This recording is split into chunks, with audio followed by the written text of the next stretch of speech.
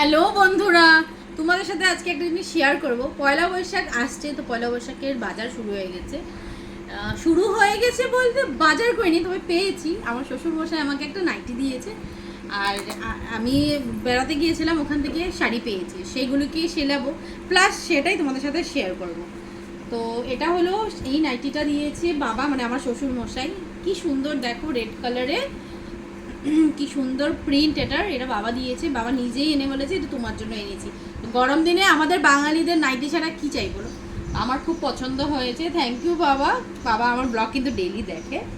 আর এই শাড়িটা আমি গিয়েছিলাম দুলিয়াজান, ওখান থেকে মাসিমুনি আমাকে দিয়েছে। দেখো কি সুন্দর শাড়িটা, এটা কি শাড়ি জানি না আমি ভালো করে নাম, কিন্তু আমার খুব পছন্দ হয়েছে। আর এটা কিন্তু ব্লু কালার ব্লাউজ লাগবে, কিনবো এটাকে শুধু, মানে এটার কিন্তু ব্লাউজ আমি বানাবো না।